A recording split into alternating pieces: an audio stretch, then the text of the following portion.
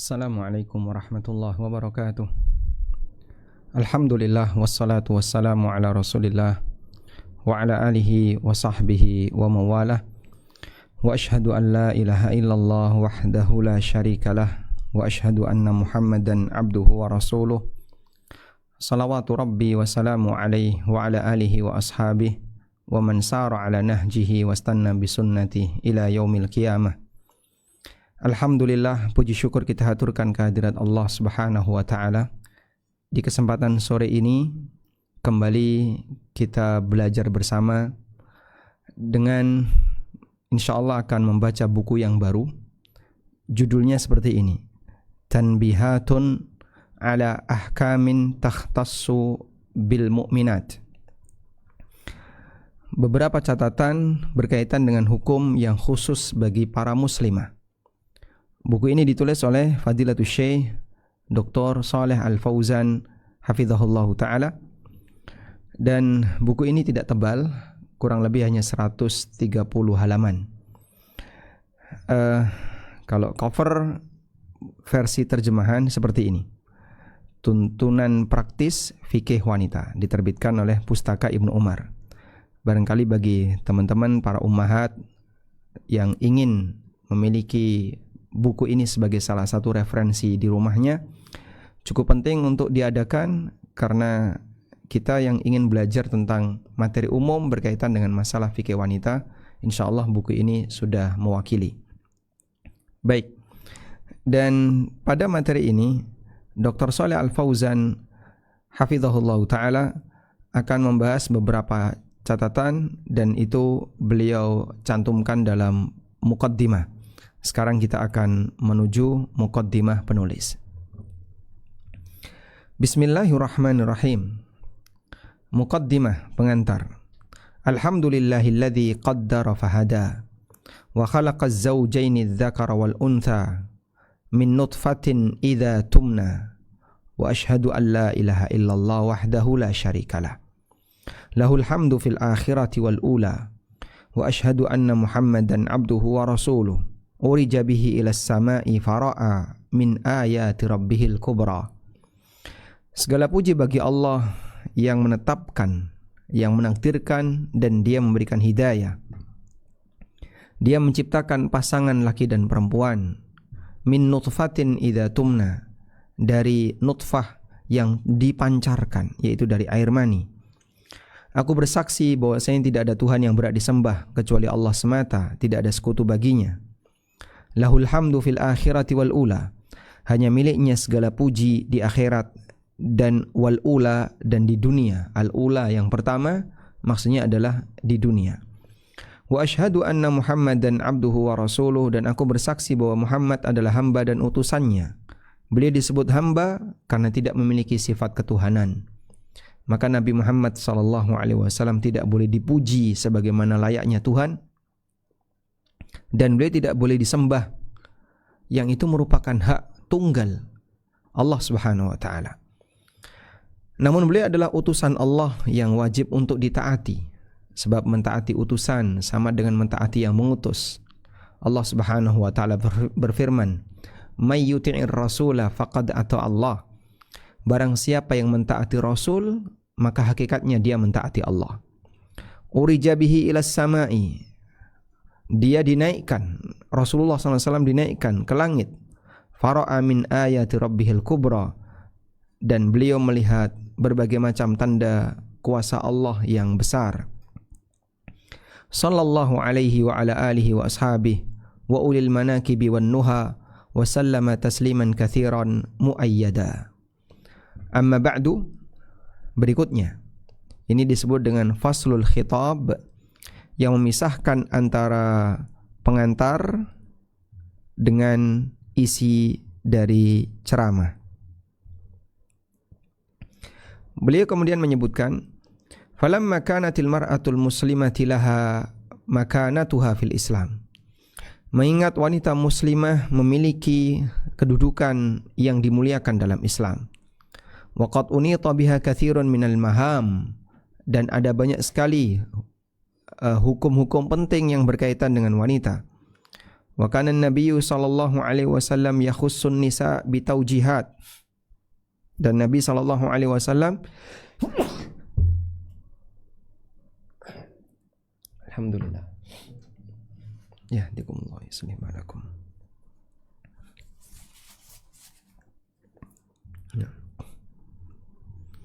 Wa kana an-nabiyyu sallallahu alaihi wasallam yakhussun nisa bitaujihat.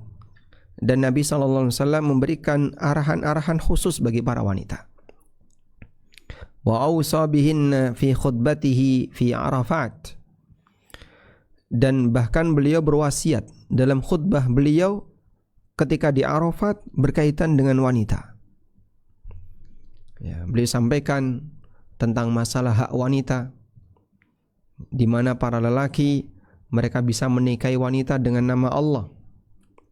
Maka kalian punya kewajiban yang harus ditunaikan kepada para istri kalian. Mimma yadullu ala wujubil inayati bihin fi kulli zamanin. Yang ini menunjukkan wajibnya memberikan perhatian terhadap para wanita sepanjang zaman. Wala siyama fi hadzal zaman, terlebih di zaman ini, alladzi uziyat fihi al-mar'atul muslimah bisifatin khasatin lisalbiha karamatiha.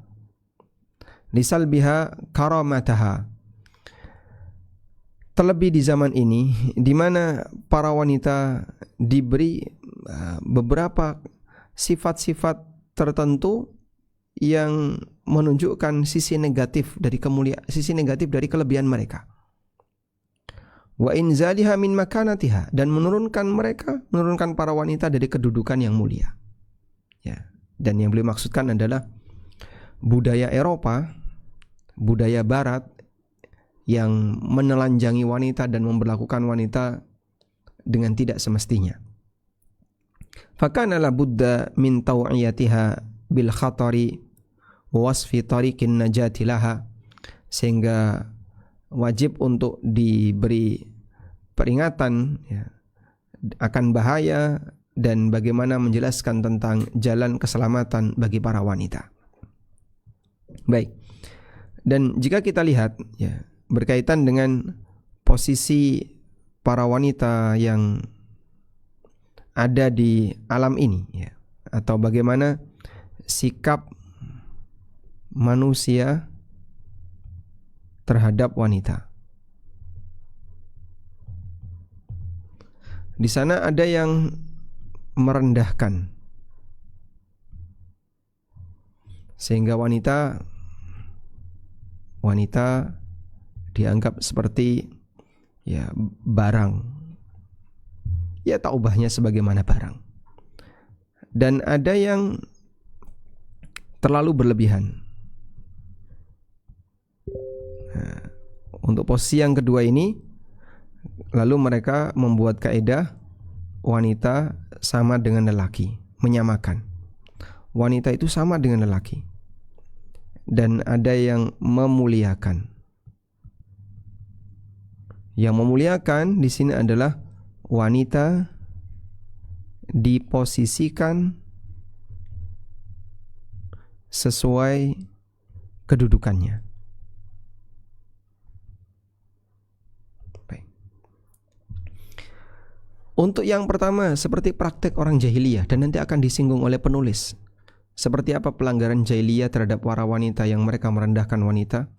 Untuk yang kedua, seperti kondisi orang-orang liberal, orang-orang barat yang mereka hendak menyamakan wanita dengan lelaki, yang justru itu menghinakan wanita, merendahkan wanita. Padahal Allah Subhanahu wa taala telah berfirman, yang ini bertentangan dengan keadilan. Menyamakan yang beda itu zalim.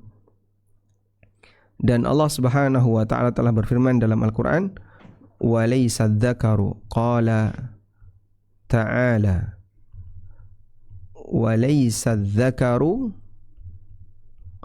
kal untha wa laysa dzakaru kal untha." Yang namanya lelaki tidak sama sebagaimana perempuan. Sehingga menyamakan yang beda adalah kezaliman. Maka jika lelaki dan perempuan itu berbeda, kemudian ada yang mengatakan ini sama, adalah bentuk kezaliman. Walaysa dzakaru kal untha. Ini sebagaimana yang Allah Subhanahu wa taala sebutkan dalam firman-Nya.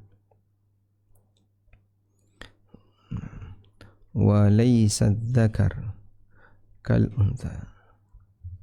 Di surat Ali Imran ayat 36. Falamma wada'atha qalat rabbi inni wada'tuha untha wallahu a'lamu bima wada'at walaysa dzakaru kal untha. Dan lelaki tidak sama sebagaimana wanita. Ali Imran ayat 36. Ini di surat Ali Imran ayat 36. Baik.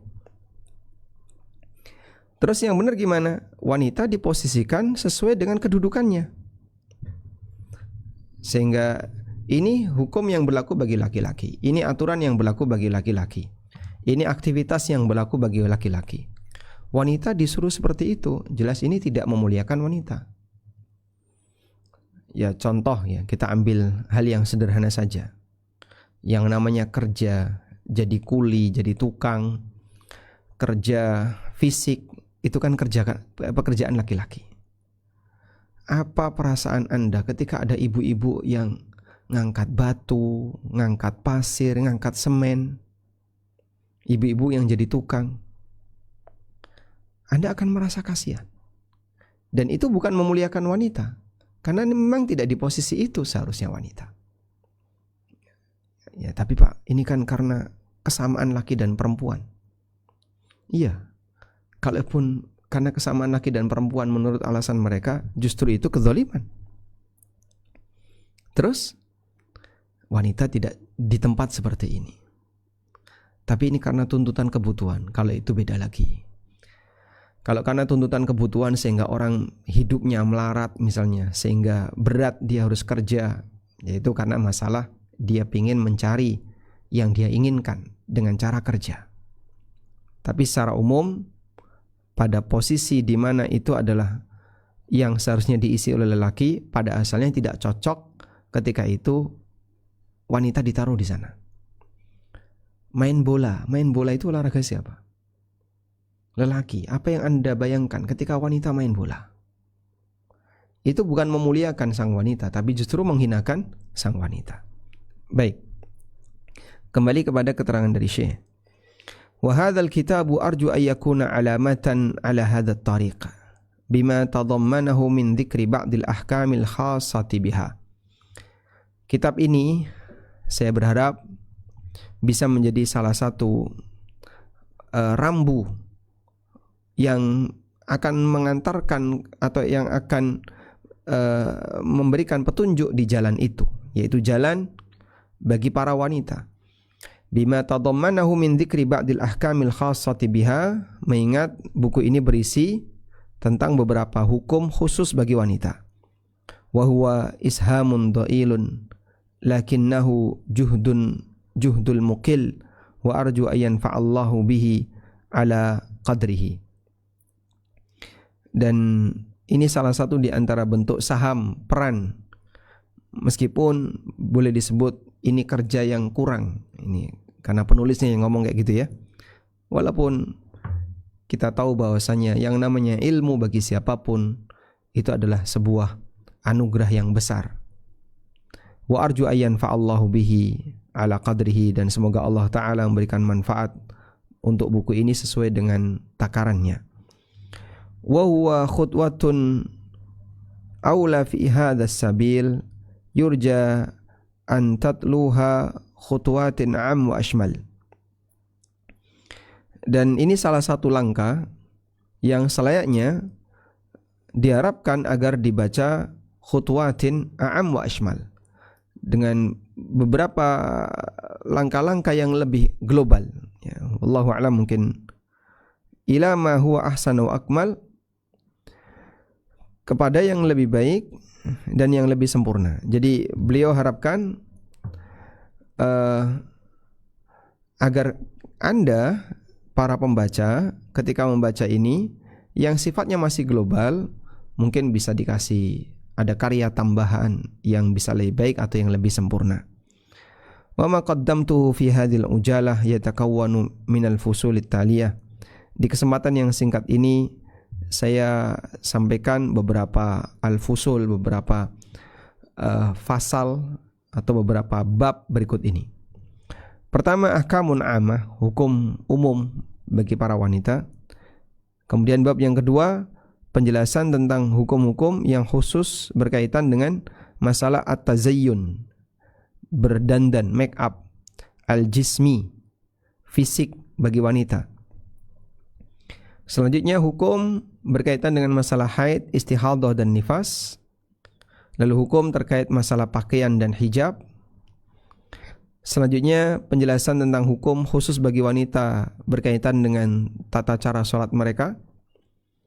Lalu hukum bagi wanita terkait ahkamul janaiz, hukum masalah jenazah. Kemudian hukum bagi wanita terkait masalah puasa. Hukum bagi wanita terkait haji dan umrah. Dan berkaitan dengan az-zawjiyah wa inhaiha, hubungan wanita dengan keluarganya, suami istri, dan ketika berakhir ya, kehidupan keluarga, terjadi perpisahan baik karena kematian atau karena perceraian. Demikian pengantar dari muallif. Baik, selanjutnya kita akan masuk al-faslul awal. Boleh kita sebut bab yang pertama, yaitu ahkamun ammah, hukum umum yang berlaku bagi para wanita. Di bagian ini penulis hafizahullah ta'ala menyampaikan satu judul, Makanatul mar'ati qabla al-Islam, posisi wanita sebelum Islam. Beliau hendak membandingkan bagaimana perilaku manusia dalam menyikapi para wanita sebelum datangnya syariat Islam dan setelah datangnya syariat Islam. Karena sesuatu itu ketika disandingkan dengan lawannya akan jadi kelihatan. Ketika saya membuka jari tangan saya seperti ini, maka yang satu kelihatan putih, yang satu kelihatan lebih hitam misalnya, karena disandingkan dengan lawannya. Tapi kalau kita buka dua-duanya seperti ini, Anda tidak akan menilai mana yang lebih putih. Baik. Wa bididdiha yatabayyanul asya. Segala sesuatu itu kalau dipasangkan dengan lawannya akan lebih kelihatan. Baik, sehingga sebelum beliau membahas tentang kedudukan wanita dalam agama Islam, beliau akan menyebutkan terlebih dahulu kedudukan wanita sebelum datangnya Islam. Yang dimaksud sebelum Islam di sini adalah aslul jahiliyah, masa jahiliyah, allati kanat ya'ishuhal Arab, yang dulu suasana seperti itu menjadi gaya hidup masyarakat Arab, bisifatin khassa, secara khusus, wa ya'ishuha ahlul ardi bisifatin amma, dan gaya hidup penduduk bumi secara umum.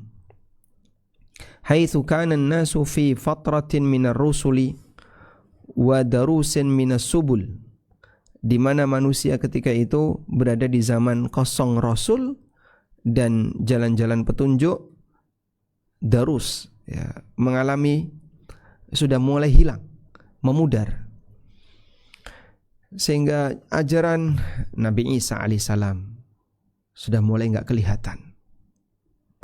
Ajaran Taurat sudah mulai enggak kelihatan, walaupun kitabnya masih ada. Wa qad nadarallahu ilaihim kama jaa fil hadits famaqatahum arabahum wa ajamahum. Allah melihat mereka sebagaimana disebutkan dalam hadis. Lalu Allah murkai mereka, Allah marah kepada mereka semua, baik yang Arab maupun yang non-Arab, illa baqaya min ahlil kitab, kecuali beberapa orang di kalangan ahli kitab. Tayyib. Coba kita lihat hadisnya berikut ini. Nabi SAW pernah menceritakan tentang bagaimana kondisi orang di masa silam. Beliau bersabda, ini keadaan masyarakat di zaman jahiliyah. Ala inna rabbi amarani an uallimakum. ketahuilah sesungguhnya Rabbku. Coba kita lihat hadisnya dari sahabat Iyad bin Himar, riwayat Muslim, Ibnu Hibban dan yang lainnya, termasuk juga riwayat Ahmad. Rasulullah sallallahu alaihi wasallam bersabda, "Ala inna Rabbi amarani an u'allimakum ma jahiltum." Sesungguhnya Rabbku memerintahkan aku untuk mengajarkan kepada kalian ma jahiltum, apa yang tidak kalian ketahui. Mimma 'allamani yaumi hadza, yang Allah ajarkan kepadaku hari ini. Kullu malin nahaltuhu 'abdan halalun.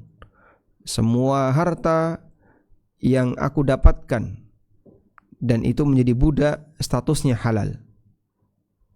Wa inni khalaqtu ibadi hunafa. Allah Subhanahu wa taala berfirman, dan aku ciptakan para hambaku hunafa'a kullahum, dalam posisi lurus, hanif. Hanif sebenarnya maknanya adalah al-mail ila tauhid wa 'ani syirik. Hanif maksudnya adalah condong, cenderung kepada tauhid dan meninggalkan kesyirikan. Itu namanya hanif. Wa innahum atathumus syayatin. Namun mereka didatangi oleh setan. Fajtalathum an dinihim, lalu setan itu memalingkan mereka dari agama mereka. Wa harramat alaihim ma ahlaltu lahum, sehingga manusia diajari oleh setan untuk mengharamkan apa yang aku halalkan bagi mereka. Wa amarathum, dan setan mengajarkan kepada mereka untuk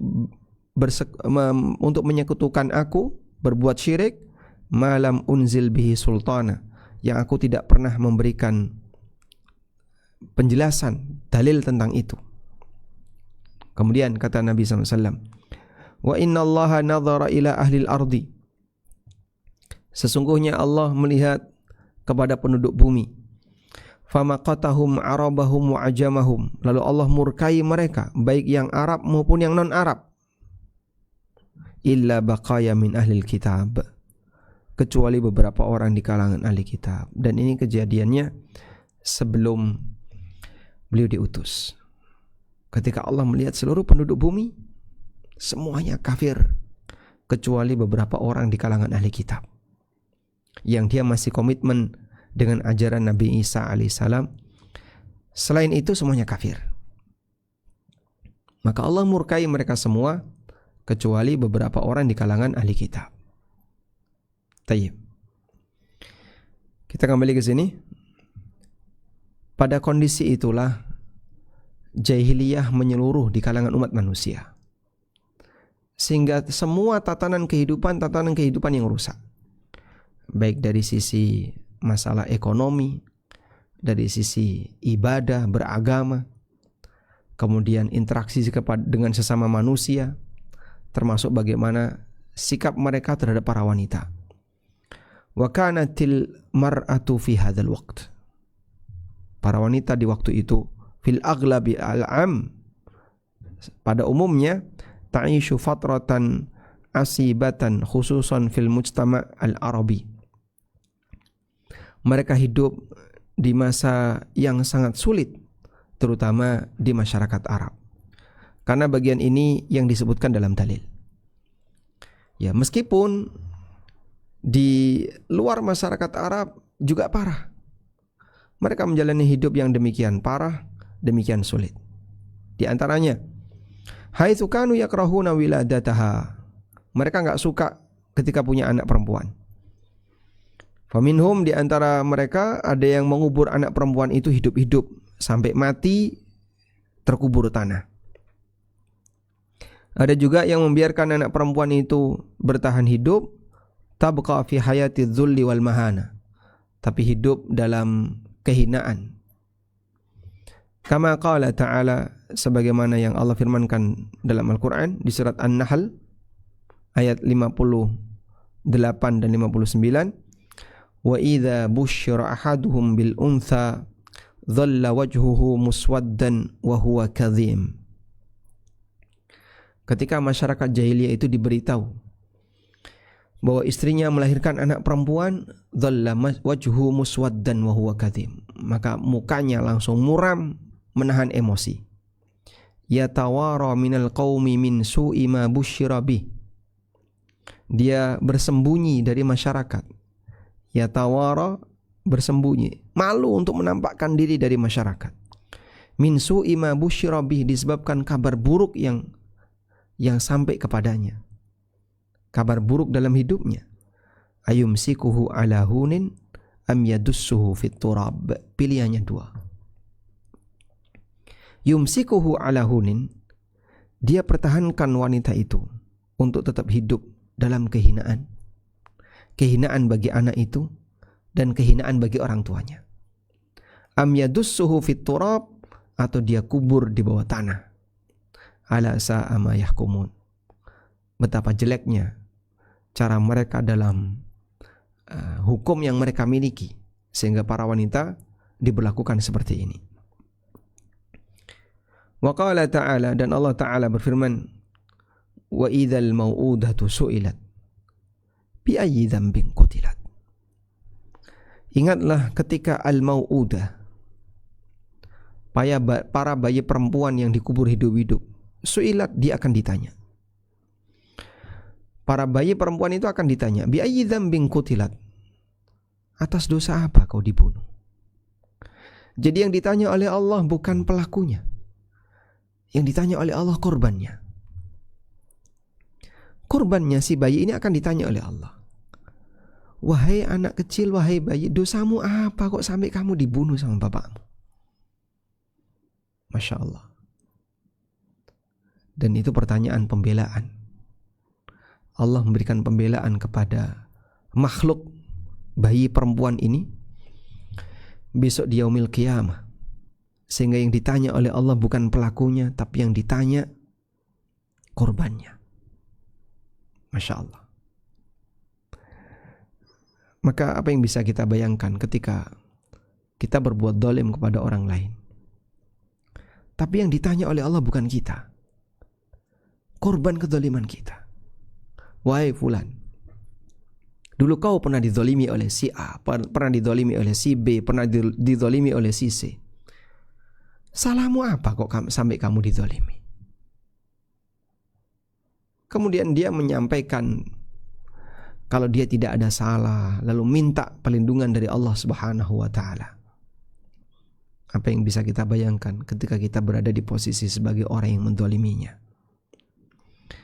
Al-mau'udah hiyal bintu tudfanu hayyatan hatta tamuta tahta turab. Yang dimaksud dengan al-mau'udah adalah anak perempuan yang dikubur hidup-hidup sampai mati di bawah tanah.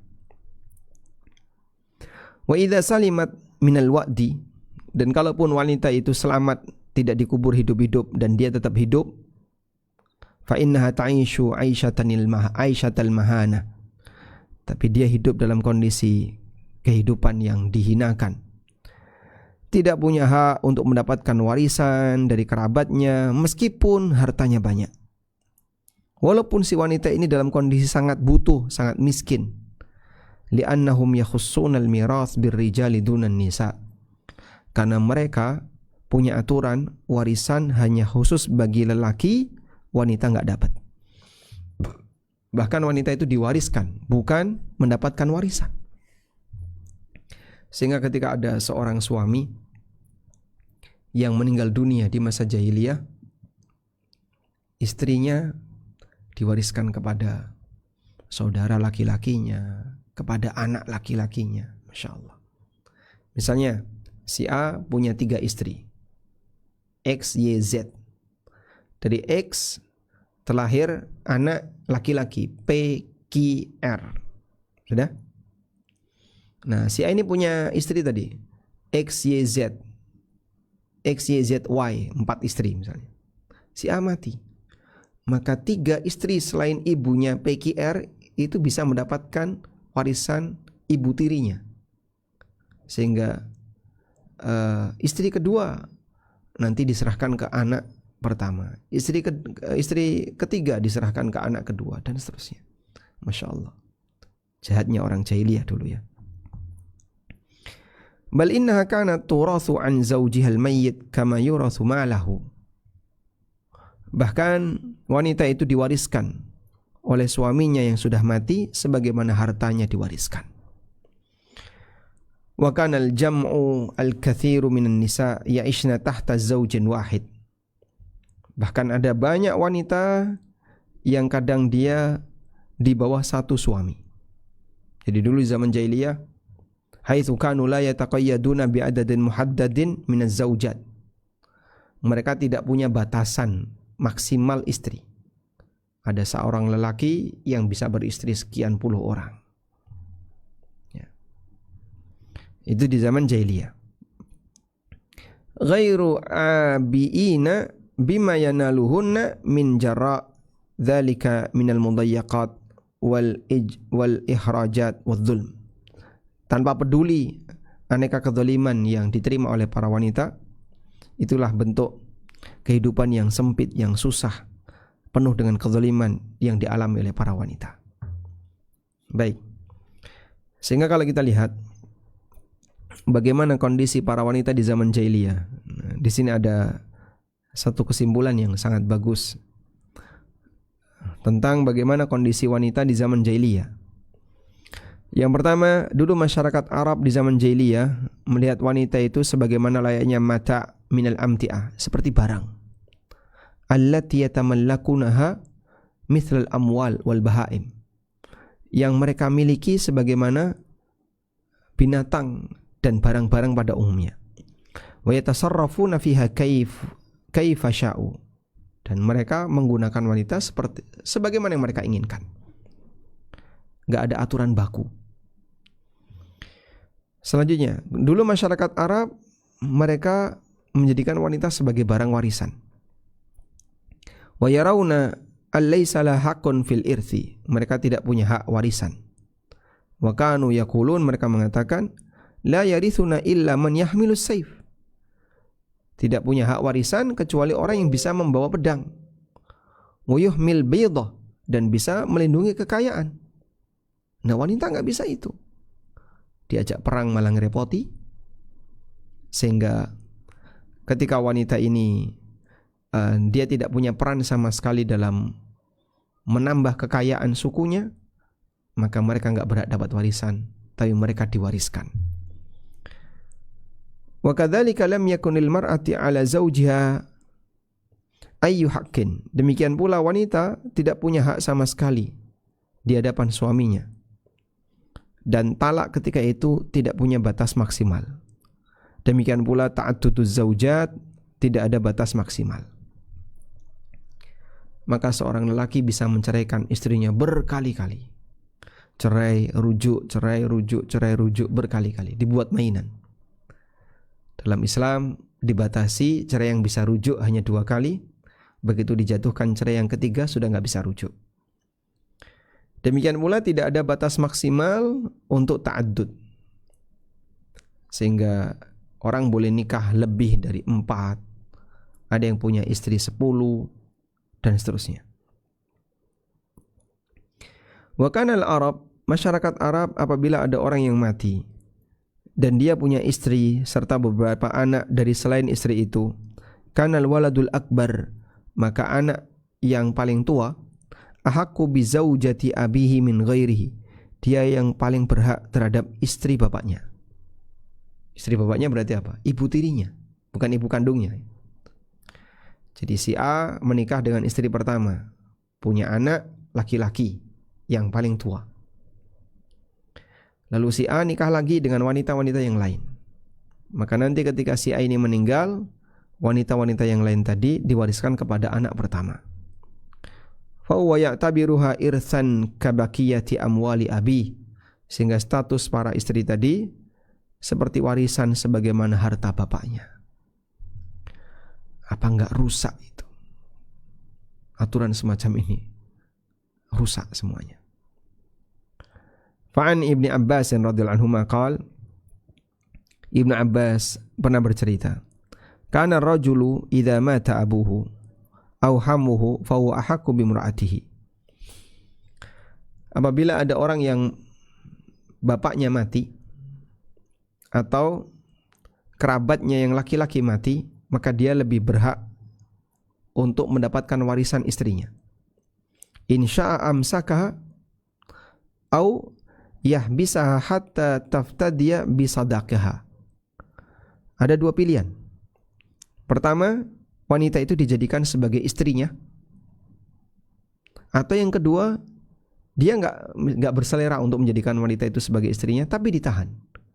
Kamu tidak bisa lepas untuk menikah dengan lelaki yang lain sampai kamu menebus maharmu, kembalikan maharmu. Dulu bapak ngasih mahar ke kamu misalnya 10 ekor onta. Kau kembalikan 10 ekor onta dan kau bisa lepas. Au tamutu fayadhhabu bimaliha, atau sampai wanita ini mati sehingga si anak ini berhak untuk memiliki semua harta wanita tadi. Hadis riwayat Abu Dawud. Masya Allah. Dan di masa jahiliyah, iddah para wanita ketika suaminya mati, dia menjalani iddah selama setahun. Dan mereka ketika menjalani iddah, masa berkabungnya itu dalam suasana yang sangat buruk. Dia tidak boleh memakai baju yang bagus, kemudian ditaruh di ruangan yang paling tidak manusiawi. Tidak boleh memakai aneka perhiasan apapun, tidak boleh pakai wewangian, tidak boleh bersih-bersih. Fala tamassumaan, bahkan dinyatakan mereka tidak boleh nyentuh air, tidak boleh potong kuku, tidak boleh potong rambut, dan tidak boleh menampakkan dirinya di hadapan masyarakat kalau suaminya mati selama 1 tahun. Sampai ketika sudah selesai menjalani masa ihdad selama 1 tahun, itu aromanya seperti aroma kotoran. Ya, coba, gak mandi, gak potong kuku, kayak apa itu kukunya selama 1 tahun? Gak boleh potong kuku. Itu di zaman jahiliyah.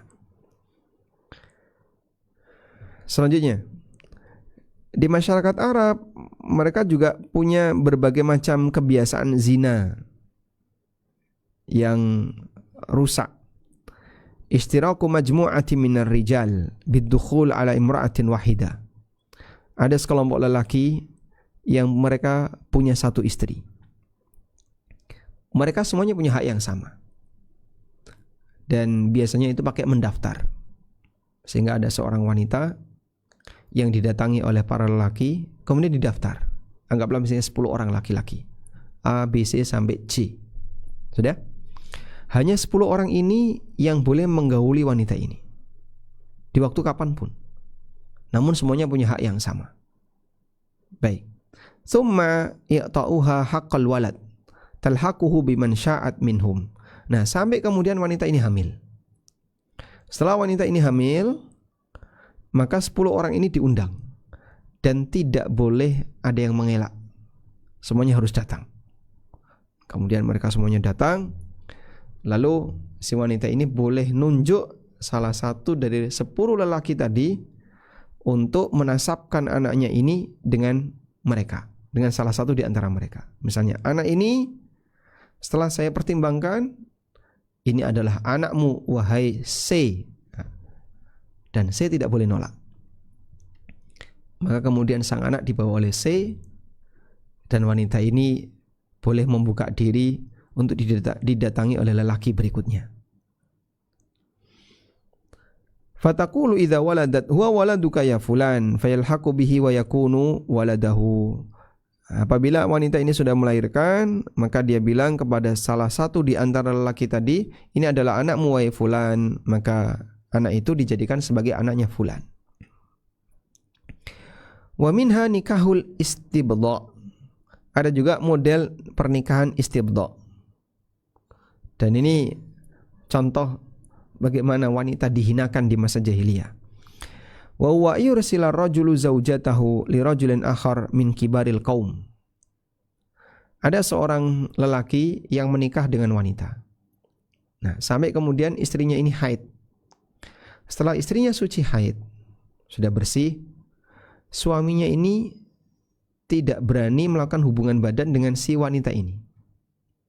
Tapi si wanita ini dikirim untuk melakukan hubungan badan li rajulin min kibaril qaum, kepada orang lain yang merupakan pemuka di masyarakat itu.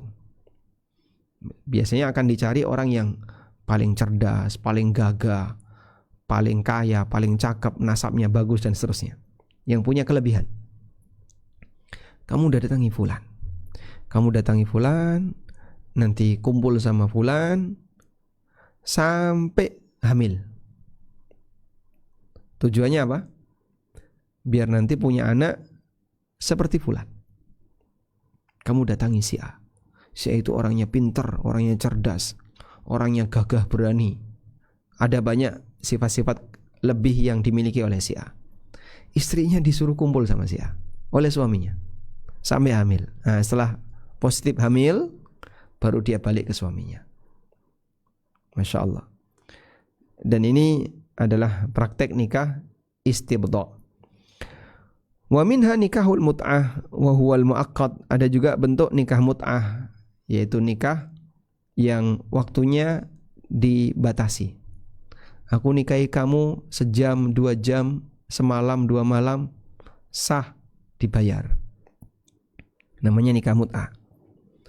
Ada juga nikah syighar. Nah, nikah syighar ini tukeran wanita. Wa huwa ayyuzawwija ar-rajul ibnatahu aw ukhtahu aw mauliyatahu li rajulin akhar ala ayyuzawwijahu huwa mauliyatahu biduni mahrin. Model nikah syighar adalah tukeran wanita. Jadi begini ya. Si A punya anak X, anak perempuan.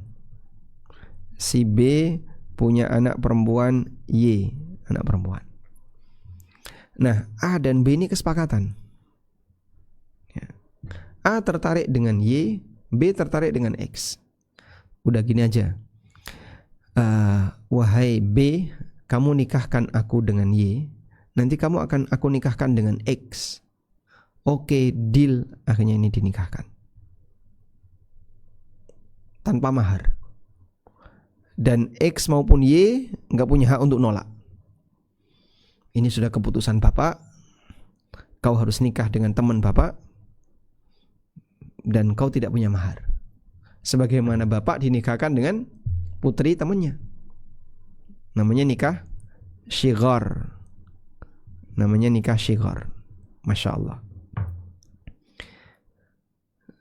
Wa kadzalika kana al-Arab yakrahuna al-banat. Demikian pula orang Arab, mereka enggak suka dengan anak perempuan sehingga dikubur hidup-hidup sebagaimana tadi sudah kita baca keterangan yang disampaikan oleh penulis. Seperti inilah kondisi orang jahiliyah di masa silam. Wanita diberlakukan dalam posisi sangat hina.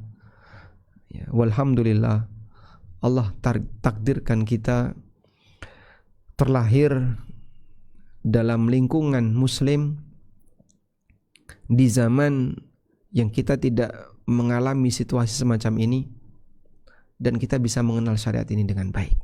Walhamdulillah.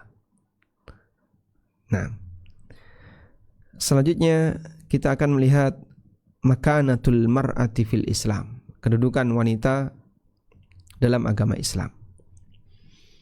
Falamma ja'al Islam, ketika Islam datang, rafa'a hadhil madzalim anil mar'ah. Islam menghilangkan semua tindakan dan bentuk kezaliman tersebut dari para wanita. Wa a'ada laha i'tibaraha fil insaniyah. Dan wanita dikembalikan kepada mereka hak-hak kemanusiaan. Qala ta'ala, ya ayuhan nas, inna khalaqnakum min dzakarin wa untha wa ja'alnakum syu'uban wa qabail lita'arafu. Wahai manusia, kami ciptakan kalian dari jenis kelamin laki dan perempuan. Maka Allah Subhanahu wa taala sebutkan dalam ayat ini annaha syarikatur rijal fi mabda'il insaniyah. dilihat dari kedudukan kemanusiaan, maka wanita dan lelaki itu syarika, sama-sama manusia. Kama hiya syarikatur rajul fi thawab wal iqab 'alal amal. Sebagaimana para wanita sama dengan lelaki berkaitan dengan masalah pahala dan dapat hukuman dalam aktivitas amal, dalam aktivitas kegiatan sehari-hari. Sehingga apakah wanita ketika beramal dapat pahala? Jawabannya iya. Apakah wanita ketika berdosa dia juga dapat hukuman? Ya, jawabannya dia punya hak hukuman yang sama sebagaimana laki-laki. Allah Ta'ala berfirman, "Man amila salihan min dzakarin aw untha wa huwa mu'min." Barang siapa yang beramal soleh, baik laki maupun perempuan, dan dia beriman, dia akan mendapatkan hak yang sama. Baik, betul bahasanya lelaki lebih punya peluang pahala daripada wanita, tapi secara keadilan semua yang beramal dipenuhi pahalanya oleh Allah. Tapi peluang pahala lelaki lebih besar. Dari sisi mana, Pak? Mereka bisa jihad. Mereka bisa bersedekah dengan kerja, hasil kerja yang mereka lakukan. Mereka lelaki bisa sholat berjamaah, beramal lebih, Jumatan dan seterusnya. Mereka tidak mengalami haid, tidak mengalami nifas, sehingga lelaki bisa beramal tanpa putus. Beda dengan perempuan. Tapi dari sisi amal semuanya mendapatkan hak yang sama. Siapa yang beramal, maka dia dipenuhi pahalanya oleh Allah Subhanahu wa taala sesuai dengan apa yang Allah kehendaki. Walanajziyannahum ajrahum bi ahsani ma kanu ya'malun, dan sungguh kami akan berikan balasan kepada mereka berupa pahala yang lebih baik daripada apa yang telah mereka kerjakan. Wa qala ta'ala, dan Allah Subhanahu wa taala juga berfirman, liyu'adzibal munafiqina wal munafiqati wal musyrikina wal musyrikat. Allah hendak memberikan azab, hukuman kepada munafik laki dan perempuan, musyrikin laki dan perempuan. Wa harrama subhanahu i'tibar al-mar'ati min jumlati mawruthati zawj al-mayyit, dan Allah haramkan menjadikan wanita bagian dari objek warisan suami yang telah mati. Wanita enggak boleh diwariskan. Allah Ta'ala berfirman di surat An-Nisa ayat 19, ya ayyuhalladzina amanu la yahillu lakum an tarithun nisaa karha. Wahai orang yang beriman, tidak halal bagi kalian untuk mewariskan wanita. Mewariskan wanita gimana? Wanita dijadikan warisan. Karhan, dengan paksaan. Fadhamina laha istiqlalun syahsiyatuha wa ja'alaha warithatan la mawrutha. Maka Allah memberikan jaminan bagi para wanita.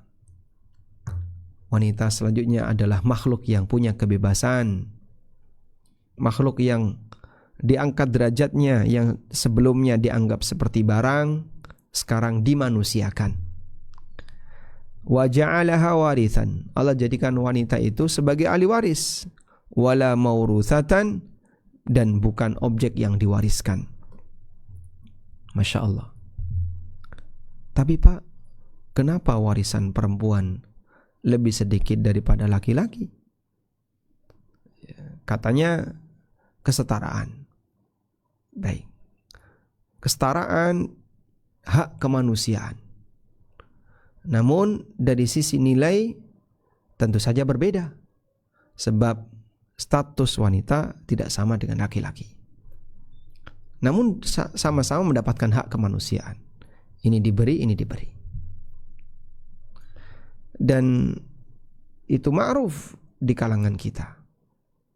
Sehingga misalnya kita sendiri berkaitan dengan kegiatan antar sama manusia, kita terkadang memberikan hak yang berbeda antara satu orang dengan orang yang lain. Ya, misalnya pejabat dengan rakyat, tentu saja haknya berbeda. dalam menikmati fasilitas negara. Sehingga pejabat dia bisa menikmati fasilitas negara lebih banyak. Dikasih A oleh negara, dikasih B oleh negara, dan seterusnya. Kan dia pejabat. Rakyat dia bisa menikmati fasilitas negara tapi tidak lebih banyak dibandingkan pejabat. Hal yang ma'ruf kita tahu. Apakah itu bisa dituntut? Tidak bisa, kita kan sama-sama rakyat. Sama-sama punya hak dalam menikmati fasilitas negara. Tapi kenyataannya berbeda. Anda tidak mendapatkan fasilitas khusus sebagaimana yang dimiliki oleh para pejabat. Wa ja'ala lil mar'ati haqqan fil mirath min mali qaribiha. Dan wanita Allah tetapkan punya hak warisan dari harta yang ditinggalkan oleh kerabatnya. Harta yang ditinggalkan kerabatnya siapa, Pak? Ya, bisa orang tuanya, bisa anaknya, bisa suaminya, dan seterusnya. Faqala ta'ala lirrijali nasibum mimma tarakal walidan wal aqrabun walin nisa'i nasibum mimma tarakal walidani wal aqrabun. Bagi lelaki mereka punya jatah terhadap harta yang ditinggalkan oleh kedua orang tuanya dan kerabatnya. Demikian pula bagi wanita, mereka punya jatah terhadap harta yang ditinggalkan oleh kedua orang tuanya dan kerabatnya. Mimma qalla minhu au katsur, baik sedikit maupun banyak, tapi semuanya dapat. Sehingga Anda jangan melihat perbandingan anak laki dan perempuan. Berkaitan dengan perbandingan pembagian harta waris, ada yang dapat banyak, ada yang dapat sedikit. Dan itu ma'ruf. Anak dapat lebih banyak daripada bapak. Sehingga ketika si A meninggal, si A punya anak dan punya bapak, bapaknya belum meninggal. Saat si A meninggal, anaknya dapat lebih banyak daripada bapak. Mimma qalla minhu au katsur. Ada yang banyak, ada yang sedikit. Sebab keadilan itu tidak harus sama. Nasibam mafruḍa, jatah yang sudah ditetapkan. Wa qala ta'ala, dan Allah Ta'ala juga berfirman, yusikumullahu fi auladikum lidzakari mithlu hadzil unthayain. Allah mewasiatkan kepada kalian untuk anak-anak kalian, lidzakari mithlu hadzil unthayain, anak laki-laki mendapatkan jatah 2 kali dibandingkan anak perempuan. Fa in kunna nisaan fawqa tsnatain, kalau tidak ada anak laki-laki, adanya anak perempuan lebih dari 2 orang, falahunna thulutsa ma tarak, maka anak perempuan 2 orang ke atas tadi, saya ulang ya, jika ada anak perempuan saja, tidak ada anak laki-laki yang jumlahnya 2 orang ke atas, maka mereka mendapatkan 2/3 dari warisan yang ditinggalkan. Wa in kanat wahidatan falahan nisf, tapi kalau dia sendirian, dia mendapatkan setengah. Ila akhiri ma jaa fi taurithil mar'ah umman wa bintan wa ukhtan wa zaujah, sampai akhir penjelasan yang Allah sebutkan dalam Al-Quran di surat An-Nisa, bahwa wanita punya hak warisan, baik dia sebagai ibu, dia sebagai anak perempuan, dia sebagai saudara perempuan, maupun sebagai istri. Semuanya dapat. Wa fi majaliz zaujiyah hasarallah az-zauj ala arba'in haddan a'la bi syartil qiyam bil adli al-mustata' baina zaujat. Dan berkaitan dengan aturan pernikahan, Allah Ta'ala memberikan batasan bagi suami hanya boleh ala arba'in, hanya boleh menikahi maksimal 4 wanita. Sebagai batasan dengan syarat dia bisa bersikap adil, yang mampu adil di antara para istrinya. Wa aujaba mu'asyaratihinna bil ma'ruf. Wa aujaba mu'asyaratahunna bil ma'ruf, dan Allah wajibkan bagi para suami untuk mempergauli istrinya dengan cara ma'ruf. Allah berfirman, wa'ashiruhunna bil ma'ruf. Pergaulilah para istri kalian bil ma'ruf, dengan cara yang ma'ruf. Baik. Coba kita lihat di sini.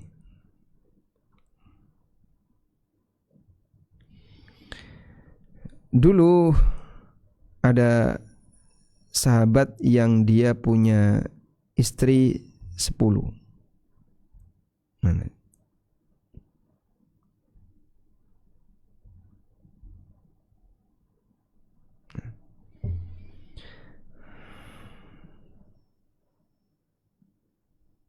Lalu oleh Nabi SAW diperintahkan untuk diceraikan dan dipertahankan 4.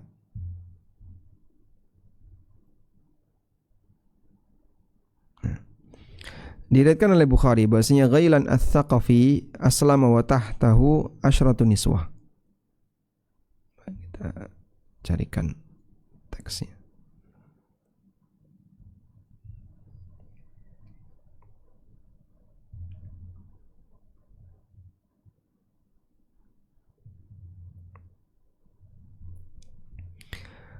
An Salim an abihi, dari Salim dari ayahnya radhiyallahu anhu. Ayahnya Salim siapa namanya? Abdullah bin Umar. Anna Ghailan bin Salamah aslama walahu ashru niswatin. Bahwa Ghailan bin Salamah masuk Islam dan beliau punya 10 istri. Fa aslamna ma'ahu, dan semuanya masuk Islam bersama Ghailan. Lalu Nabi SAW perintahkan untuk memilih 4 dari mereka. Hadis riwayat Ahmad, Tirmidzi, dinilai sahih oleh Ibnu Hibban, Al-Hakim, wa'allahu al-Bukhari. Namun hadis ini dinilai oleh Bukhari sebagai hadis ma'lul, hadis yang dhaif. Demikian pula Abu Zur'ah dan Abu Hatim. Baik. Siapa ini Ghailan? Ghailan bin Salama bin Mu'tib bin Malik bin Ka'ab bin Amr dan seterusnya, ini panjang sekali ya. Syairan, beliau adalah seorang penyair.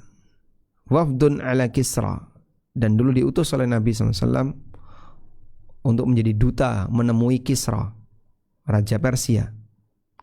Fasa'alahu ayabniya lahu hisnan bit Ta'if, fabana lahu hisnan bit Ta'if. Thumma ja'al Islam fa aslama Ghailan. Nah, kemudian kayaknya ini ketika ketemu Kisra dalam posisi belum masuk Islam ya. Dia pernah menjadi duta untuk ketemu Kisra, lalu dia minta untuk membuatkan satu benteng di Taif, maka dibuatkanlah benteng di Taif. Ketika Islam datang, Ghailan masuk Islam. Wa indahu asyru niswah, dan beliau punya 10 istri. Maka Rasulullah SAW mengatakan, ikhtarna minhunna arba'an wa farik bakiyatahun. Pilih 4 dan ceraikan sisanya. Faqala qad kunna wa la ya'lamna ayatahunna athara indi wa saya'lamunna dhalikal yawm fahtara minhunna arba'an. Lalu Ghailan mengatakan, qad kunna wa la ya'lamna ayatahunna athara indi. Ya, ada 10 dan aku tidak tahu mana yang lebih layak untuk aku pilih ya. Dan hari ini akan aku tentukan. Akhirnya beliau memilih 4. Wa ja'ala yakul liman arada minhunna akbili wa man lam yurid yakul lahunna adbiri hatta ikhtara minhunna arba'an wa faraqa baqiyatahunna. Dan ketika Ghailan itu memilih, dia tunjuk, kamu mendekat, sisanya adbiri, silakan kamu menjauh. Beliau pilih 4 istri. Wallahu alam. Baik. Nah, sampai ada kejadian seperti ini menunjukkan bahwasanya praktek itu terjadi di zaman Nabi SAW sudah berdakwah. Beliau sudah berdakwah, masih ada praktek-praktek seperti itu. Ghailan masuk Islam ya, di posisi ketika beliau sudah berdakwah. Artinya praktek itu tidak langsung seketika hilang ketika Islam datang. Wa ja'ala as-sadaqu haqqan laha, dan Allah jadikan para wanita punya hak terhadap as-sadaq, terhadap mahar. Mahar itu murni hak wanita, enggak boleh diganggu. Yang dulu oleh orang jahiliyah diminta kembali. Kalau suaminya mati, maka oleh keluarganya maharnya diminta kembali. Wa amara bi'ta'iha iyyahu kamilan illa ma samahat bihi anti binafsin. Dan Allah perintahkan untuk memberikan mahar itu kepada sang istri kamilan 100%, kecuali jika wanita ini mengizinkan untuk suami ikut menikmatinya. Sebagaimana Allah firmankan di surat An-Nisa ayat 4, wa atun nisaa sadaqatihinna nihlah fa in tibna lakum an syai'im minhu nafsan faquluhu hani'am mari'a. Berikanlah kepada para wanita mahar-mahar mereka sebagai mas kawin. Jika mereka secara sukarela memberikan sebagian dari mahar itu untuk kalian nikmati, maka faquluhu hani'am mari'a, silahkan kalian nikmati. Baik. Oleh karena itu misalnya, seorang suami memberikan mahar, anggaplah senilai 10 juta atau 20 juta kepada istrinya. Boleh enggak uang mahar ini dipakai oleh bapak wanita ini sebagai biaya walimah? Ya, sehingga misalnya bapak si lelaki menyerahkan kepada bapak si wanita. Jadi A punya anak lelaki, B punya anak perempuan. Anaknya laki dan perempuan ini dinikahkan. Dah? Lalu A bilang sama B, wes terima resik ya, saya terima bersih ini saja 20 juta wes. Ini mahar sekaligus biaya walimah. Tak boleh kayak gitu. Mana mahar, mana biaya walimah. Ya sudah, 10 juta mahar, 10 juta biaya walimah. Sehingga ditetapkan. Terus yang 10 juta itu haknya si wanita ini, enggak boleh diganggu gugat. Yang 10 juta sebagai biaya di mana nanti dipakai nyumbang kegiatan walimah. Wa ja'alaha Allahu ra'iyatan amiratan nahiyatan. Allah jadikan wanita itu ra'iyah, pemimpin, punya hak memerintahkan, punya hak melarang di rumah suaminya. Amiratan ala auladiha, sebagai pemimpin bagi anak-anaknya. Qala sallallahu alaihi wasallam, Nabi sallallahu alaihi wasallam bersabda, al-mar'atu ra'iyatun fi baiti zawjiha wa mas'ulatun an ra'iyatiha. Wanita adalah pemimpin di rumah suaminya dan nanti dia akan dimintai pertanggungjawaban an ra'iyatiha, berkaitan dengan apa yang sudah dia pimpin. Wa aujaba 'ala az-zawj nafaqataha wa kiswataha bil ma'ruf. Allah juga wajibkan bagi suami untuk memberikan nafkah dan pakaian bagi istrinya dengan cara yang sewajarnya. Wallahu alam. Walhamdulillahirabbil alamin. Demikian yang disampaikan oleh penulis untuk materi yang pertama mengenai perbandingan kedudukan wanita di zaman jahiliyah dan di zaman Islam. Nah, di bab berikutnya beliau mau membahas tentang ma yuriduhu a'daul Islam wa afrakhuhum al-yawma min salbil mar'ati karamataha wa intizai huquqiha. Para musuh Islam menghendaki untuk mencabut kehormatan wanita dan mencabut hak wanita. Ya, nanti beliau akan sampaikan bagaimana sikap orang-orang kafir yang mau merusak moral wanita, yang sebenarnya itu bukan menghormati tapi menghinakan wanita. Demikian, semoga yang kita sampaikan ini bermanfaat dan membuat kita semakin cinta dengan agama kita, betapa Allah Subhanahu wa ta'ala sangat memuliakan para hambanya, baik laki maupun perempuan. Wassallallahu ala nabiyyina Muhammadin wa ala alihi wa sahbihi wasallam.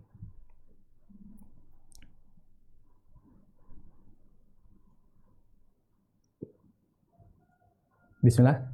Asif ala ta'akhuri ya Ustaz. Tafadhal. Baik. Syukran wa jazakumullah khairan katsiran ya Ustazana. Masyaallah nafa'allahu bi ilmi fid dunya wal akhirah. Semoga Allah memberikan manfaat kepada kita dengan ilmunya di dunia dan di akhirat. Alhamdulillah telah kita dengar dari Ustaz banyak mengenai hakikat-hakikat wanita dalam Islam. Dengan begitu jadi telah kita ketahui bahwasannya Islam sangatlah memuliakan wanita-wanitanya. Nah, telah sampai kita pada sesi tanya jawab di 30 menit terakhir ini, maka kami persilahkan kepada jamaah bagi yang ingin bertanya bisa menuliskan pertanyaannya pada kolom diskusi atau chat WA admin yang telah kita cantumkan di chat. Baik, pertanyaan sudah ada yang masuk, banyak, alhamdulillah. Kita akan mulai dari pertanyaan pertama. Bismillah. Semoga Ustadz dan keluarga selalu dirahmati Allah SWT. Izin bertanya, bagaimana menjadi wanita yang istiqomah menjalankan fitrahnya? Fitrah menjadi wanita, ibu dan istri, sesuai yang Allah tetapkan. Semisal terkadang sebagai istri ingin menjadi wanita yang mandiri. Sementara pernah mendengar kalau istri lebih baik bergantung kepada suami agar marwah suami terjaga. Baik, demikian. Tafadhol Ustaz. Baik, bagaimana menjaga fitrah wanita untuk bisa istiqamah? Allah Subhanahu wa taala perintahkan bagi para wanita untuk lebih banyak berada di dalam rumah, sehingga wanita itu tidak diekspos, tidak ditampakkan di luar, baik untuk kegiatan duniawi kerja, bahkan termasuk juga untuk kegiatan ibadah. Karena itu ibadahnya wanita yang terbaik adalah di rumahnya. Oleh karena itu Allah Subhanahu wa taala menegaskan waqarna fi buyutikun wala tabarrajna tabarrujal jahiliyatil ula. Wahai para wanita, tinggallah kalian di rumah kalian, menetapkanlah kalian di rumah kalian, wala tabarrajna, dan jangan tabarruj. Tabarrujal jahiliyatil ula, sebagaimana gaya tabarrujnya orang jahiliyah di masa silam. Maka praktek tabarruj semacam ini adalah praktek yang terlarang. Selanjutnya, ketika seorang wanita itu diperintahkan untuk lebih banyak tinggal di dalam rumah, maka jika dia sudah sering untuk keluar, lebih suka untuk keluar, bisa dipastikan dia akan tabarruj. Pamer fisiknya, pamer perhiasannya, dan seterusnya. Oleh karena itu, di situ ada perintah dan larangan, dan ini sinkron. Diperintahkan untuk lebih banyak tinggal di dalam rumah dan dilarang untuk tabarruj, dan dua ini sinkron. Selanjutnya, bagaimana kalau wanita ingin lebih mandiri agar dia tidak terlalu bergantung kepada suami? Pada asalnya wanita tidak punya kewajiban untuk bekerja, baik untuk menafkahi dirinya maupun keluarganya. Oleh karena itu, apabila wanita dia tidak bekerja, walaupun dia mampu, misalnya dia punya ijazah sampai S3, dia ngajar, dia mampu, dia bisa jadi konsultan, dia bisa beraktivitas kerja, walaupun dia mampu. Tapi dia milih, saya nggak mau kerja, saya mau fokus ngurusi anak, fokus ngurusi rumah, dan seterusnya. Boleh, sah, diperbolehkan, sah-sah saja. Karena dia tidak punya kewajiban untuk menafkahi dirinya maupun orang lain. Menafkahi dirinya saja dia nggak wajib, apalagi orang lain. Sehingga dia boleh hanya mengandalkan nafkah yang diberikan oleh suaminya. Namun kalau misalnya dia bekerja, apakah boleh? Boleh, tapi jangan sampai melakukan pelanggaran. Misalnya pekerjaan yang menyita banyak waktu untuk keluar rumah. Nah, tentu dia menyalahi perintah Allah waqarna fi buyutikunna tadi. Atau pekerjaan yang menyebabkan dia harus sering berinteraksi dengan lawan jenis. Misalnya campur dengan lawan jenis, bahkan berkholwat, satu kendaraan, berduaan dengan lawan jenis tanpa mahram, dan seterusnya. Kalau sampai pada titik semacam ini, ya dia berdosa. Sehingga dia tidak berkewajiban untuk kerja, tapi di saat yang sama dia berdosa. Terus gimana, Pak? Ya dia akan menanggung akibat dari dosa itu. Oleh karena itu, dalam hal ini, jika mau bekerja, maka batasi untuk aktif di dalam rumah. Dia bermanfaat di dalam rumah. Dan semoga dengan demikian Allah Subhanahu wa taala memberikan keberkahan bagi harta suaminya. Saya pernah ketemu dengan seorang dokter yang beliau curhat tentang ekonominya, dan istrinya juga dokter. Kemudian saya tanya, apakah istri Bapak juga praktek? Jawab beliau, tidak, cuman saya saja yang praktek. Lalu si dokter ini mengatakan, saya berkeyakinan yang bekerja 1 orang maupun 2 orang, rezeki kami tidak akan geser. Masya Allah. Dan itu benar.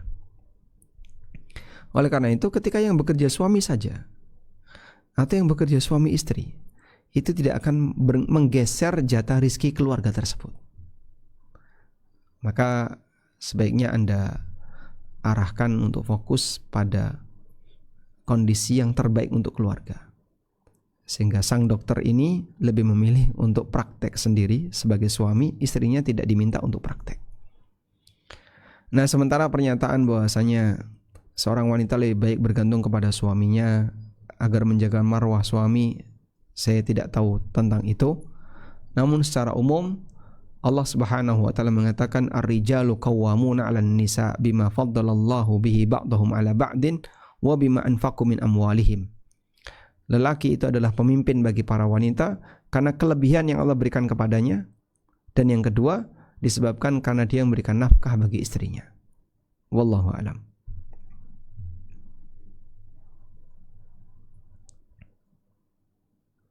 Baik, syukran wa jazakumullah khairan Ustaz. Lanjut ke pertanyaan berikutnya. Bismillah. Apa benar kalau janda cerai hidup itu dilabeli dengan wanita sombong, wanita munafik, dan juga kalau mau mencari jodoh lagi akan sulit karena laki memandangnya dengan konotasi yang buruk? Nah, ini konteksnya dalam tanda kurung bercerai karena suami ada wanita idaman lain. Syukran Allah. Janda yang gugat cerai. Jadi kalau pernyataannya apakah benar bahwasanya janda cerai hidup itu wanita sombong, ya jelas ini kalimat yang enggak benar ya.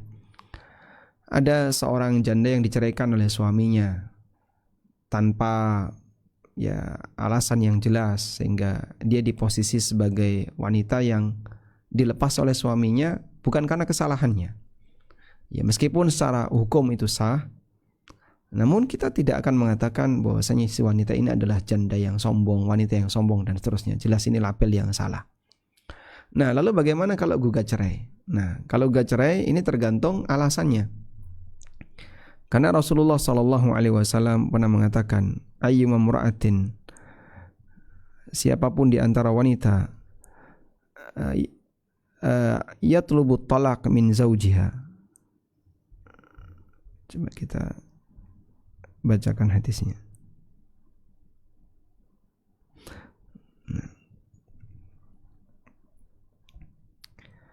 Rasulullah sallallahu alaihi wasallam mengatakan, ayyuma imra'atin sa'alat zawjaha talaqaha.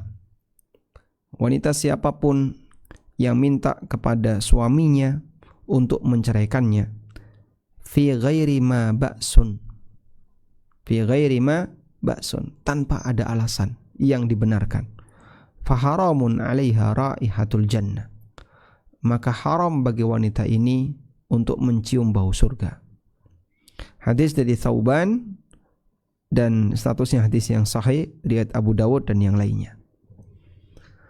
Sehingga ketika ada seorang wanita yang gugat cerai dan alasannya bukan alasan yang diterima secara syar'i, maka praktek semacam ini praktek yang salah, dan ini wanita yang mendapatkan ancaman haram untuk masuk atau haram untuk mendapatkan bau surga. Dalam hadis yang lain, Rasulullah sallallahu alaihi wasallam mengatakan, al-mukhtali'at hunnal munafiqat.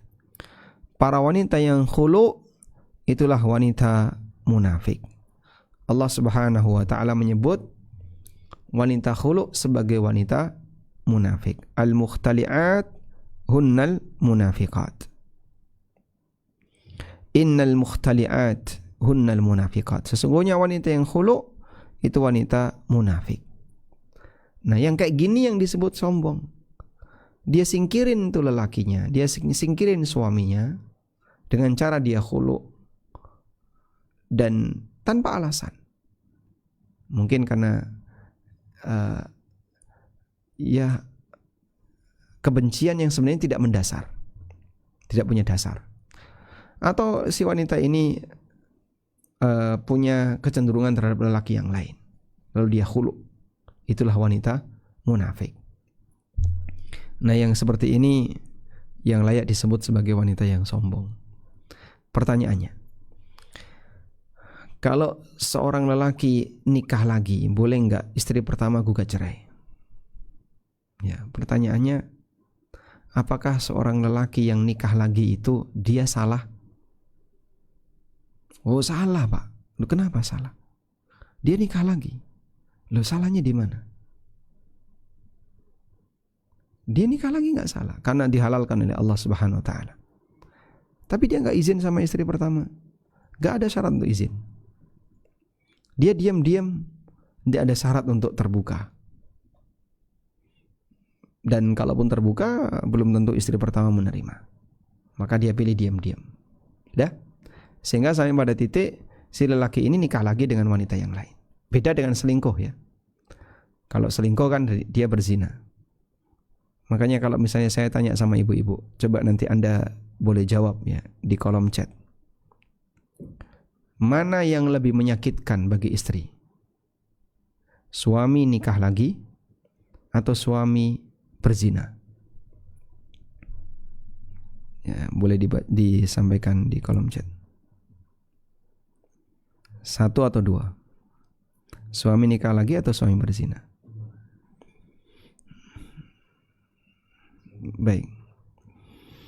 Baik, itu jawaban di sini. Tapi ternyata banyak yang memberikan jawaban nikah lagi lebih berat bagi saya, Pak. Karena suami berzina, selesai zina sudah, balik lagi ke saya. Tapi kalau suami nikah lagi, dia punya istri yang lain yang juga butuh perhatian, yang perlu diberi nafkah dalam waktu yang panjang. Nanti kalau punya anak harus menafkahi anaknya.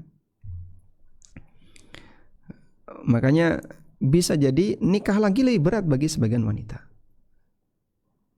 Sehingga yang menjawab 2 itu jawaban syar'i, yang menjawab 1 itu kejujuran hati. Masya Allah. Baik. Namun gak ada salahnya ketika seorang suami itu nikah lagi. Sehingga boleh nggak Pak istri pertama gugat cerai ketika suaminya nikah lagi? Tidak boleh. Itu masuk pada kategori tadi al-mukhtali'at hunnal munafiqat. Wanita yang gugat cerai itu wanita munafik. Ya. Kecuali kalau zina suami saya berzina, Anda boleh gugat cerai. Karena zina dosa besar, fasik. Sehingga ketika suami Anda suami yang fasik, maka sang istri berhak untuk gugat cerai. Wallahu a'lam.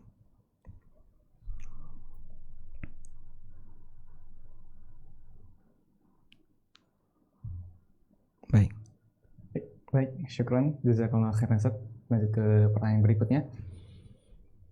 Bagaimana caranya menjaga diri sebagai wanita dari kemaksiatan di zaman sekarang? Sementara kemaksiatan di zaman sekarang seringkali dipandang sebagai hal yang lumrah. Demikian. Tafadhol Ustaz. Kita coret pandangan lumrah tadi. Maksiat itu nggak lumrah. Maka kita jangan ikut menganggap lumrah perbuatan itu.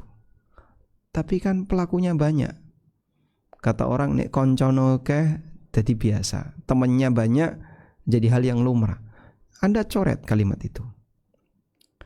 Iman kita, akidah kita mengatakan ini dosa, ini maksiat. Walhamdulillah ketika kita masih punya iman demikian. Maka pada posisi ketika kita yakin itu dosa, itu maksiat, kita ketika mau melakukannya masih berpikir ada konsekuensi buruk yang akan saya terima. Tapi kalau kita punya pemahaman yang sama seperti mereka, sama-sama menganggap itu hal yang lumrah, akhirnya saat kita melakukan maksiat itu rasanya biasa saja, tidak ada beban dosa. Itu prinsip. Nah, untuk bisa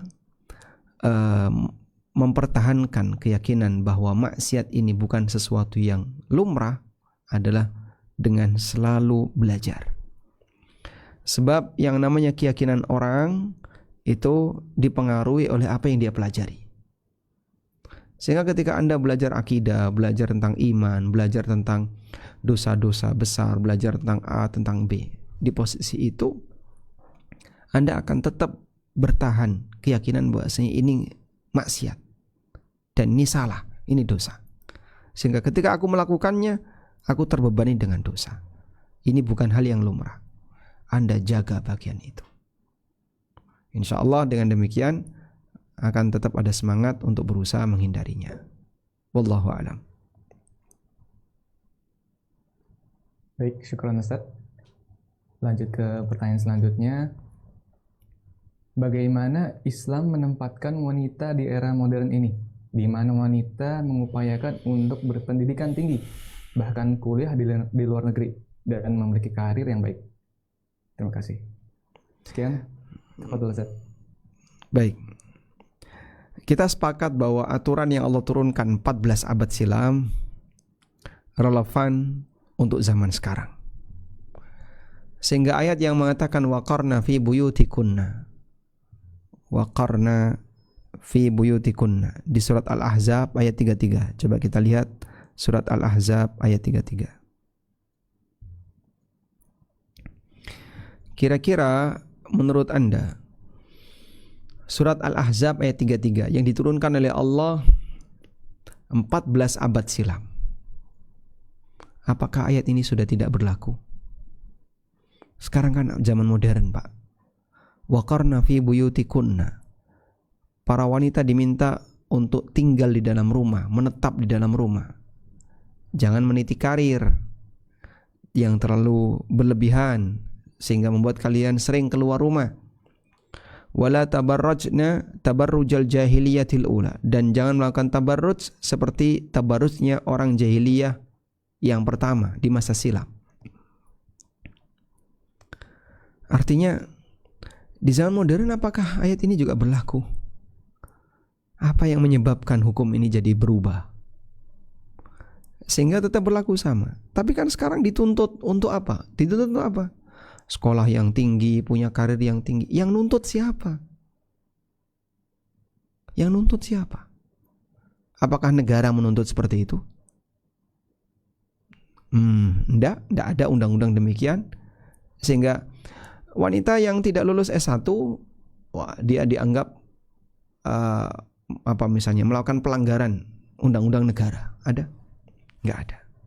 Terus apakah orang tua Anda menuntut seperti itu? Mungkin ada. Apakah lingkungan Anda menuntut seperti itu? Tidak juga. Terus siapa yang nuntut? Bisa jadi orangnya sendiri, bisa jadi orang tuanya. Tapi latar belakang tuntutan itu apa? Gengsi. Kalau sudah bicara gengsi, nggak ada standarnya. Dan kenapa gengsi harus dituruti? Sehingga kenapa wanita harus ngejar status sosial dengan cara berpendidikan yang tinggi misalnya, sementara dia tidak diwajibkan untuk melakukan itu. Bahkan yang lelaki pun tidak. Baik. Kalau masalah belajar, semua orang punya tugas untuk belajar.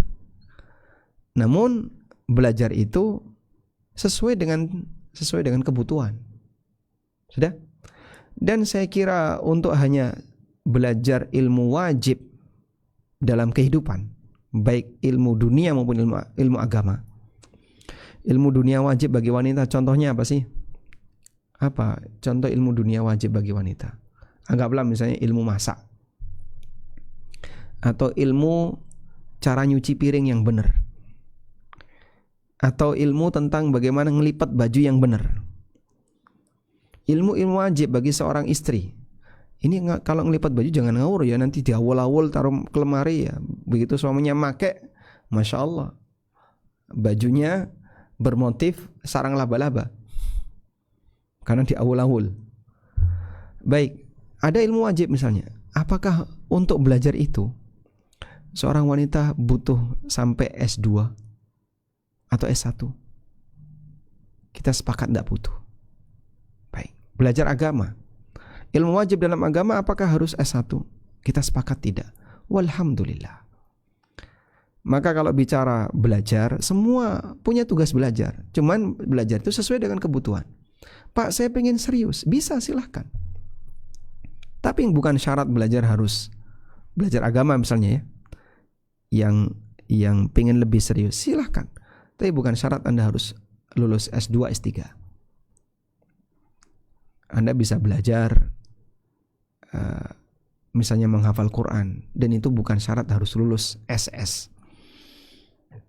Oleh karena itu dalam hal ini, kalau berbicara tentang masalah zaman modern, ya statusnya sama sebagaimana aturan yang berlaku yang telah Allah tetapkan di masa silam. Wallahu alam, mungkin itu yang bisa kita sampaikan karena maghrib jam 17.31 di sini, dan saya ada kajian di tempat yang lain setelah maghrib. Semoga Allah Subhanahu wa taala memberkahi apa yang kita pelajari. Allahumma anfa'na bima 'allamtana wa 'allimna ma yanfa'una warzuqna ilma. Wa sallallahu ala nabiyyina Muhammadin wa ala alihi wa sahbihi wa sallam. Wa akhiru da'wana anil hamdulillahi rabbil alamin. Wassalamualaikum warahmatullahi wabarakatuh. Waalaikumsalam warahmatullahi wabarakatuh.